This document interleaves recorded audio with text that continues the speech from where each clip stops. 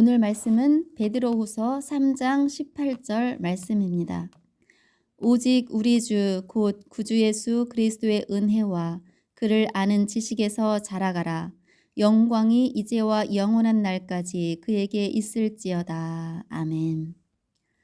지난주 설교 말씀의 주제가 하나님의 사랑을 오해하지 말자였습니다.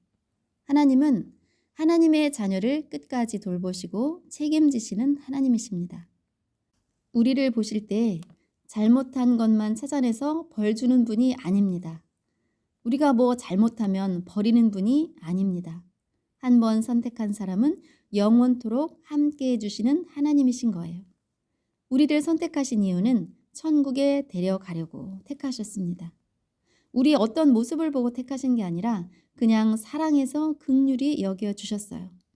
아버지 되시는 하나님은 우리를 구원하셨을 뿐만 아니라 이 땅에 사는 날 동안 늘 함께 해주시고 인도해 주시는 분이십니다. 여러분은 하나님의 자녀입니까? 누가 하나님의 자녀일까요? 여러분이 예수 그리스도의 속죄를 믿는다면, 예수님이 나의 모든 죄를 대신 갚아주셨다는 것을 받아들이면 하나님의 자녀임이 확실합니다. 하나님은 하나님의 자녀인 우리에게 아주 관심이 많아요. 자녀에게 관심이 없는 부모가 어디 있겠어요? 하나님은 자녀인 우리를 늘 보고 계십니다. 아기가 태어나면 부모가 아기를 늘 바라보죠. 너무 사랑스럽게 바라봅니다. 하나님도 우리를 그런 눈으로 보고 계십니다. 부모는 하루하루 아기가 자라는 것을 보면서 흐뭇해하죠. 옹알이를 하면 무슨 말인지도 모르면서 기뻐합니다. 걷기 시작하면 걷는 것을 대견해하죠. 아기가 점점 자라는 것을 보고 부모는 행복해합니다. 만약에 아기가 태어났는데 성장하지 않는다면 어떻겠어요? 왜 성장하지 않을까? 원인이 무엇일까? 이리저리 병원을 찾아다닐 것입니다. 성장하지 않으면 안 되는 거예요. 하나님의 자녀인 저와 여러분이 성장하기를 하나님은 원하십니다. 성경은 하나님의 자녀인 성도들이 영적으로 성장해야 함을 말하고 있습니다. 오늘 본문의 말씀 베드로후서 3장 18절 말씀. 오직 우리 주 곧 구주 예수 그리스도의 은혜와 그를 아는 지식에서 자라가라. 영광이 이제와 영원한 날까지 그에게 있을지어다. 아멘. 이 말씀은 베드로가 순교하기 직전에 베드로후서를 썼는데 그 베드로후서 제일 끝장, 제일 끝절입니다. 예수님과 늘 함께했던 수제자 베드로가 그의 인생 마지막 날에 성도들을 향해서 하는 말이 자라가라, 성장해라입니다. 어린아기를 보면서 성장하는 것을 너무 당연하게 생각하죠. 아기가 태어나면 시간이 지날수록 자랍니다. 100일이 되고 둘이 되면 키도 쑥쑥 자라고 하는 행동이 다릅니다. 표현하는 것도 다르죠. 이렇게 시간이 지날수록 자라는 것이 당연하고 또 중요합니다. 하나님이 우리를 향해서 자라가라, 성장해라 말씀하시는데 성장하는 것이 하나님의 뜻입니다. 우리가 영적인 성장에 있어서 오해하는 부분이 있습니다. 교회에 다니기만 하면 자동적으로 성장하는 줄 착각하는 거예요. 내가 교회에 다닌 지 오래되었으니까 얼마 안 된 당신보다 나는 더 나아. 여러분, 신앙생활한 지 10년이 되고 20년이 되었어도 성장하지 않는 경우가 많습니다. 교회 출석만 한다고 해서 영적으로 성장하는 것은 아니라는 거예요. 구원받은 이후에 교회 출석만 잘하면 자동적으로 성장하는 것이 아닙니다. 몇십 년의 신앙생활을 한 사람도 영적으로 성장하지 않으면 어린아이와 같은 거예요. 히브리서 5장 12절의 말씀.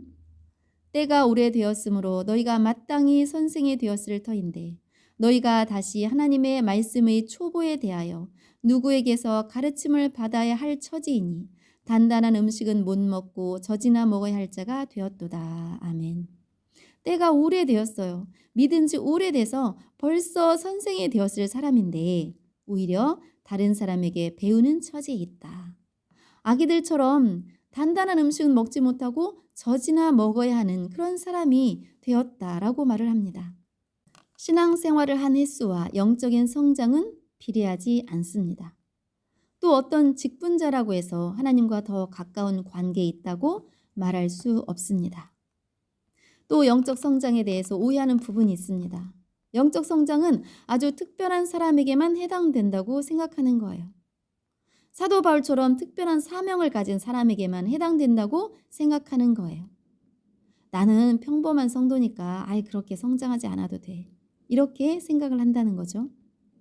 여러분, 한 가정에 아이들이 10명이 태어났다고 하면 그 중에서 특별한 아이만 성장해야 하나요?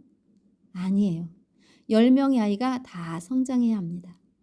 그 중에 한 명이라도 성장하지 않으면 부모는 애가 타게 됩니다. 에베소서 4장 13절의 말씀, 우리가 다 하나님의 아들을 믿는 것과 아는 일에 하나가 되어 온전한 사람을 이루어 그리스도의 장성한 분량이 충만한 데까지 이르리니. 아멘. 우리가 다라고 기록되어 있습니다. 우리가 다, 누구 특별한 사람만이 아니라 모든 성도들의 성장을 하나님은 원하십니다. 저와 여러분이 영적으로 성장하기를, 자라기를 하나님은 원하고 계십니다. 그럼 어떻게 자랄 수 있을까? 오늘 본문의 말씀에서 우리는 찾아볼 수 있습니다. 베드로후서 3장 18절의 말씀을 다시 읽어보겠습니다. 오직 우리 주 곧 예수 그리스도의 은혜와 그를 아는 지식에서 자라가라. 두 가지를 말하고 있죠. 하나는 오직 예수 그리스도의 은혜, 또 하나는 예수 그리스도를 아는 지식에서 자라가라 말씀하고 있습니다. 먼저 예수 그리스도의 은혜가 있어야 되는 거예요. 우리가 어떻게 구원을 받았나요? 은혜로 받았어요. 선물로 받았어요. 성경을 아무리 많이 알아도 은혜가 없으면 머리만 큰 사람이 될 뿐입니다. 은혜가 있어야 되는 거예요. 그 은혜를 사모하는 마음이 우리에게 있어야 합니다. 시편 42편 1절의 말씀, 하나님이여 사슴이 시냇물을 찾기에 갈급함같이 내 영혼이 주를 찾기에 갈급하니이다. 아멘. 사슴이 먹을 물이 없어서 간절히 물을 찾는 것처럼 내 영혼이 주님을 찾는다라는 거죠. 목이 마른데 주변이 물이 없다고 생각해 보세요. 우리는 물이 흔한 환경에서 살고 있기 때문에 상상이 잘 안 됩니다. 물이 없는 사막에서 물을 찾는 심정을 생각해 볼 때 물은 생명입니다. 물을 못 먹으면 죽는 거예요. 그만큼 간절함으로 물을 찾는 것처럼 이 시편 기자는 내 영혼이 주님을 찾기에 갈급하다고 기록하고 있습니다. 여러분, 주님을 이렇게 간절함으로 찾아보신 적이 있나요? 우리가 어떤 새로운 것을 배울 때 이거 배워도 되고 안 배워도 돼 라고 생각하는 사람과 나는 꼭 배워야 해, 반드시 배워서 당장 일을 시작해야 해, 이런 사람과는 그 결과가 아주 다르게 나타납니다. 간절함이 그 속에 있는 거죠. 하나님을 향한 간절한 마음이 있어야 합니다. 은혜를 구하는, 은혜를 사모하는 마음이 있어야 합니다. 기도를 할 때도 은혜를 구하는 간절한 마음으로 기도하고, 찬양할 때도 은혜를 구하는 간절함으로 하고, 말씀 들을 때에도 나에게 주시는 말씀으로 받아들이는 간절한 마음이 있어야 합니다. 그럴 때 우리는 자라나게 되는 거예요. 하나님은 은혜를 구하는 자에게 은혜를 주십니다. 은혜 없이는 우리가 성장할 수 없어요. 그래서 은혜를 구하는 자에게 은혜를 주시는 거예요. 이 은혜는 또 어떤 거와 연결이 되어 있느냐? 그리스도를 아는 지식과 연결이 되어 있습니다. 베드로전서 2장 1절과 2절의 말씀, 그러므로 모든 악독과 모든 기만과 외식과 시기와 모든 비방하는 말을 버리고 갓난 아기들같이 순전하고 신령한 저지를 사모하라. 이는 그로 말미암아 너희로 구원에 이르도록 자라게 하려 함이라. 아멘. 갓난 아기들같이 순전하고 신령한 저지를 사모하라. 여러분, 갓난 아기는 본능적으로 젖을 찾습니다. 먹을 것을 찾는 거예요. 안 그러면 죽으니까 배고프면 죽을 힘을 다해 젖을 찾습니다. 이처럼 순전하고 신령한 젖을 사모하라는 거예요. 즉, 말씀을 찾아 먹으라는 것입니다. 먹으면 성장합니다. 여러분은 성장하고 있나요? 만일 성장하고 있지 않다면 그것은 은혜를 사모하는 마음이 없다는 거예요. 우리는 성장해야 합니다. 갓난 아기들같이 순전하고 신령한 젖을 사모하는 여러분이 되시기를 간절히 원합니다. 간절히 찾을 때 하나님은 만나 주십니다. 간절히 원할 때 하나님은 주십니다. 이사야 55장 6절의 말씀. 너희는 여호와를 만날 만한 때에 찾으라. 가까이 계실 때에 그를 부르라. 하나님은 간절히 찾는 자에게, 간절히 하나님을 부르는 자에게 찾아와 주시고 대답해 주십니다. 만나 주십니다. 시편 42편 2절의 말씀. 내 영혼이 하나님 곧 살아계시는 하나님을 갈망하나니 내가 어느 때에 나아가서 하나님의 얼굴을 배울까. 아멘. 내 영혼이 하나님을 갈망하는데 어떤 마음인가? 하나님의 얼굴을 보고 싶은 거예요. 하나님 만나는 것이 기다려지고 또 기다려지는 거예요. 이처럼 간절함으로 하나님을 구할 때 하나님을 만나게 되고 성장하게 됩니다. 오늘 본문에서 말하고 있는 은혜와 지식, 이것은 따로 떨어질 수 없는 관계예요. 하나입니다. 기도만 많이 해서 어떤 은사를 받으라는 것이 아닙니다. 또 성경만 양쪽으로 많이 읽어서 성경 지식만 쌓으라는 것 아닙니다. 은혜와 지식, 하나님의 말씀을 은혜로 받아야 하는 거예요. 말씀을 읽을 때 은혜를 구하는 것입니다. 하나님, 제가 지금 말씀을 듣습니다. 은혜를 주셔서 하나님이 저에게 어떤 말씀을 하시는지 깨닫기를 원합니다. 하나님이 어떤 분인지를 알기를 원합니다. 기도하는 거예요. 기도하는 마음으로 말씀을 듣는 거예요. 여러분, 주일날 예배에 올 때 간절한 마음으로 와야 합니다. 오늘 주실 은혜를 사모하면서 나오는 거예요. 예배 전에 미리 와서 기도하세요. 오늘 하나님을 만나기를 원합니다. 오늘 예배 순서 가운데 은혜를 경험하기를 원합니다. 찬송의 가사를 입술로 고백하면서 하나님을 더 깊이 만나기를 원합니다. 기도를 드릴 때 그 기도의 내용이 내 것이 되어서 간절함으로 기도하기를 원합니다. 사도신경을 고백할 때 진심으로 내가 하는 고백이 되기를 원합니다. 말씀을 들을 때 집중해서 듣게 하시고, 목회자가 전하는 말씀이지만 사람의 말이 아니라 하나님의 음성으로 듣게 하소서. 이렇게 기도하는 사람, 이렇게 기도하는 사람과 아무 생각 없이 순서를 따라하는 사람은 다릅니다. 여러분, 은혜를 사모하는 마음의 예배자가 되십시오. 일상의 삶에서도 은혜를 사모하기를 원합니다. 찾는 자에게 은혜 주시는 하나님을 생각하면서 말씀을 읽고 기도하고 찬양하는 거예요. 한 자리에 앉아서 기도할 수도 있고, 또 운전할 때, 걸을 때에도 하나님과 대화를 할 수 있습니다. 또 교회에서 하는 성경 공부에 참여할 때 간절함으로 은혜를 기다림으로 참여하시기를 바랍니다. 우리가 영적으로 성장할 수 있는 기회들이 참 많습니다. 그 기회를 그냥 넘겨버리지 말고 붙잡으시기를 바랍니다. 여러분이 영적으로 굳건하게 서 있기를 간절히 원합니다. 영적으로 성장하면 어떤 결과가 있을까요? 먼저 하나님과의 관계가 깊어지는 거예요. 하나님과의 관계가 깊어질수록 내 삶에 기쁨이 넘치게 되고 범사에 감사할 일이 더 많아지게 됩니다. 하나님 한 분만으로 만족하게 되는 삶을 살게 되는 거예요. 하나님의 사랑을 더 체험하며 살게 됩니다. 아, 하나님이 나를 사랑하시는구나. 하나님은 나를 끝까지 지키시고 인도하시는 분이구나. 이런 고백이 삶 가운데 있게 됩니다. 하나님의 사랑을 확신하는 사람은 행복한 거예요. 염려가 없습니다.